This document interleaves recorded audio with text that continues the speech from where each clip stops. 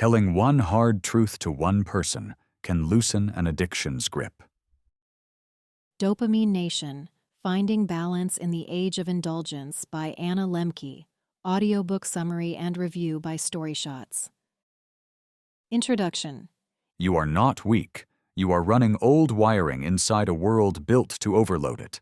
That gap explains almost everything you cannot seem to stop. That is the thesis of Dopamine Nation. Finding Balance in the Age of Indulgence by Anna Lembke, a Stanford addiction psychiatrist. This deep dive covers 8 key ideas, from the seesaw in your brain to the strange cure of chasing pain on purpose. Who is this for? This is for the person who reaches for the phone before both eyes are open, for the high achiever who cannot sit through one quiet evening without a screen. It is for anyone whose comfort has quietly hardened into compulsion. And for anyone who wants to know why more pleasure keeps buying less joy. About the author. Anna Lembke runs the Dual Diagnosis Clinic at Stanford. She treats people whose addictions arrive tangled with other illness. Her earlier book traced how doctors helped light the opioid fire. Many readers first met her in the Netflix film The Social Dilemma. This book is her field report from inside the clinic. Your brain was built for scarcity, not abundance. Picture the most addictive thing you own. Its power does not live in the object. It lives in your reward pathway. Dopamine is the measuring stick. Scientists gauge how addictive anything is by how much dopamine it releases in the brain. More dopamine, more pull. A cigarette machine in 1880 went from 4 cigarettes a minute to 20,000. Morphine ran 10 times stronger than opium, and fentanyl runs 50 to 100 times stronger than morphine. Every drug keeps getting stronger and closer. The biggest driver of addiction is not character. It is access. Supply has created demand as we all fall prey to the vortex of compulsive overuse. History backs it. When alcohol was banned, public drunkenness and liver disease fell by roughly half, and the drop held for decades. Cut the supply, cut the harm. What sits one tap away for you that used to take real effort? That collapse of effort into instant is the whole story of modern craving, and it starts a chain reaction inside a single organ. The pleasure pain balance in your brain. Here is the machine underneath every urge. Imagine a seesaw with pleasure on one side and pain on the other. It wants to sit level. Tip it toward pleasure, and it doesn't stay tipped. Little gremlins hop onto the pain side to level it out, and they do not climb off the moment the pleasure fades. So the balance overshoots into pain. That overshoot is the come down, the craving, the itch for one more. Repeat the same hit, and the gremlins multiply. Now you need more just to feel normal, and less of it feels good. Push far enough, and you reach anhedonia, the inability to enjoy anything at all. The paradox is that hedonism, the pursuit of pleasure for its own sake, leads to anhedonia, which is the inability to enjoy pleasure of any kind. One measure of the stakes. One hit off a meth pipe delivers about 10 times the dopamine of an orgasm. The bigger the spike, the harder the crash. Notice one pleasure that lately leaves you flatter than it used to. That flatness is the balance quietly resetting against you, which is exactly why numbing the discomfort only deepens the hole. Why running from pain makes it worse. A depressed student from South Korea spent every waking hour plugged into a device. The prescription was almost insulting. Walk to class with nothing in your ears. She reported back 4 words. I started noticing the trees. We have turned every flicker of discomfort into a problem for a pill or a screen. More than 1 in 4 American adults now takes a psychiatric drug daily, and use climbs highest in the wealthiest countries. Here is the twist that should stop you cold. Those same rich countries report the most anxiety and the most pain. In a 30-country survey, 34% of Americans felt pain often, against 13% in Switzerland. The reason we're all so miserable may be because we're working so hard to avoid being miserable. The escape is the trap. Even boredom, which we treat like an emergency, is the fertile ground where new thought grows. Cal Newport builds a whole discipline on that soil in deep work, treating tedium as the muscle behind hard, valuable work.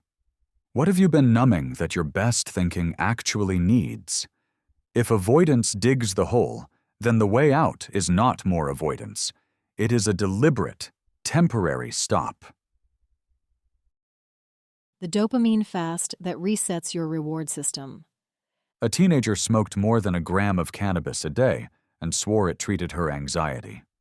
Day 2 of quitting, she vomited from withdrawal, and the medicine had become the illness.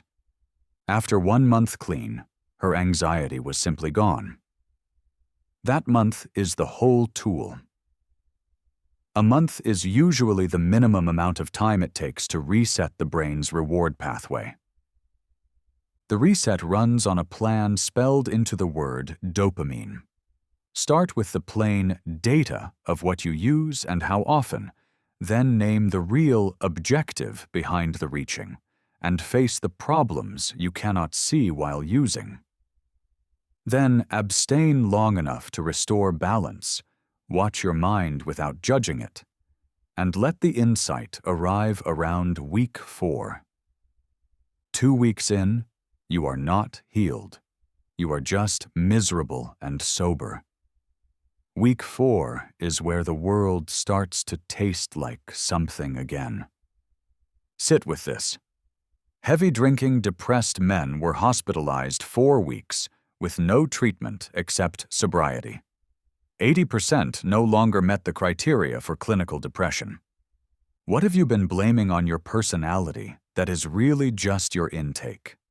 Clearing the fog is one thing. Staying clear in a world built to hook you takes a different craft. Which of these ideas would change your week if you actually used it? If this map is landing, pass the first half to someone who has been quietly white-knuckling a habit and would feel seen by it. Self-binding. How to beat cravings without willpower. 3,000 years ago, Odysseus wanted to hear the sirens, whose song pulled sailors to steer straight into the rocks. His trick was not willpower. He had his crew plug their own ears, then tied himself to the mast, so that when the pull hit, his body simply could not steer the ship toward it. That is self-binding, and it is the most practical idea in the book. You build a barrier now, while you are calm, because later there is no deciding left to do. In the throes of desire, there's no deciding. It comes in 3 flavors. Physical, a real lock or real distance, like the man who kept his wine in a file cabinet. Chronological, a clock or a finish line, like never before 5. Categorical, banning a whole class of triggers, not just the drug itself. Binding ourselves is a way to be free. James Clear built a system on this instinct in Atomic Habits.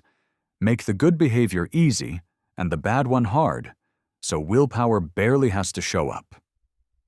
Same lever, aimed at recovery instead of routine. What barrier could you build this week that future you would thank you for? Some people reach for a different tool that presses the balance from the inside. Medication. What we lose when we medicate every feeling. A poor kid from Arkansas clawed into Stanford, nearly died of heroin, and dropped out 5 times. One medication switched his life back on. He has no plans to ever stop it, and the evidence backs him, because these drugs cut illicit use and cut overdose deaths. So this is not an anti-medication idea. It is a warning about the fine print. His wife notices a robotic flatness in him now. Another patient, years on antidepressants, stopped crying at commercials, then could not cry at her own mother's funeral. She quit her pills to feel human. What if instead of making us better than well, psychotropic drugs make us other than well? Here is the honest pushback. Those flat effect stories are vivid and one-sided, and for many people a steadier, slightly muted life beats a vivid one spent drowning. The drugs save lives. They also carry a cost worth naming out loud. If a medicine dulled your lowest lows, would you trade a little of your highest highs? There is another path that does not numb the pain at all. It leans into it. Pressing on the pain side. The case for chosen discomfort. Guess how much 1 hour in cold water raises the dopamine in your blood? 250%, with the lift lingering long after you climb out. If pleasure tips the balance toward pain, then pain tips it back toward pleasure. Press deliberately on the pain side, and the gremlins hop to the pleasure side to level you out. The reward is indirect, and it lasts far longer than the cheap kind. Cold water, heat, fasting, and hard exercise all work as a controlled sting that buys a lasting gain. One recovering addict found this in a cold shower, escalated to ice baths twice daily for 3 years, then caught himself treating it like the old drug and pulled back. Just as pain is the price we pay for pleasure, so too is pleasure our reward for pain. David Goggins is this idea lived out in Can't Hurt Me, driving through misery to forge an unbreakable mind. Here the books collide. Goggins sells the pain as pure triumph, while this one plants a flag beside it. You can get addicted to the pain, too. What is the smallest dose of chosen discomfort you could sustain? The last tool is not physical at all. It is the truth spoken out loud.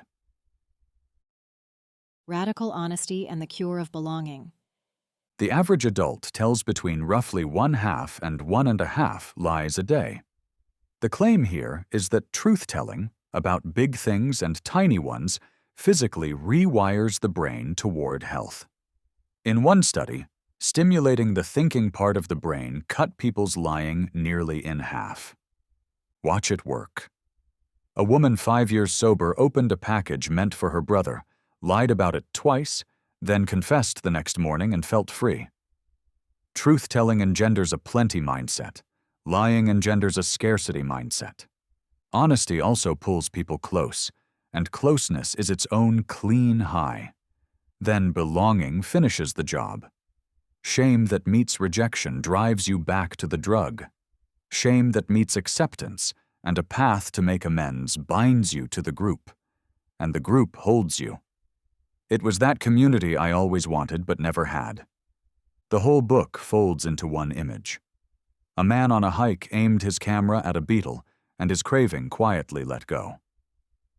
What if, instead of seeking oblivion by escaping from the world, we turn toward it? Who could you be radically honest with this week? If this shifted how you see your own habits, share the whole summary with someone ready to stop running from their pain. Implementation Guide. The Dopamine Nation method turns into a week you can actually run. Start today with data, not change. Track your drug of choice and write down every time you reach for it before you try to fix anything. Next, name the real objective underneath each urge, whether boredom or dread or fatigue. Then pick the single behavior costing you most and commit to 4 weeks off it, marked on a calendar. Build one act of self-binding the same day, a real lock or real distance between you and the temptation. To end the week, press gently on the pain side with a cold rinse or one honest conversation. Then tell a single true thing you have been hiding to one person who has earned it. Review and criticism. The brain science is the strongest thing here, and the seesaw model will change how you read your own cravings. The weak spot is the evidence, since the case leans hard on clinic stories and personal opinion. Hard data shows up only in short bursts, so the medical claims rest more on picked cases than real trials. The everyone is an addict frame can also feel like too much. And the cold plunge advice quietly assumes free time many readers do not have. It earns the read anyway, because the core model is truly useful and the writing never talks down to you. We rate it 4.3 out of 5. Final summary. Pull it together. Pleasure and pain share one balance. Abundance keeps tipping it against us, and the way back runs through abstinence, self-binding, chosen discomfort, and honest belonging. That is the spine of Anna Lembke's argument, and this summary of Dopamine Nation was built to make it usable by tonight. So which tool do you try first? The 4-week reset, or the one true sentence you have been swallowing? A few things sit deeper in the book than these notes could reach. Why opioids can make pain worse instead of better. How a man took a nail through his boot and felt almost nothing. What the marshmallow test looked like when the promise was broken first. Anyone tired of chasing a calm that never arrives should read the whole thing. For the chapter-by-chapter deep dive, the pushbacks, and the tools in full, open the summary of Dopamine Nation on the Story Shots app and hand it to a friend the way you would a good book.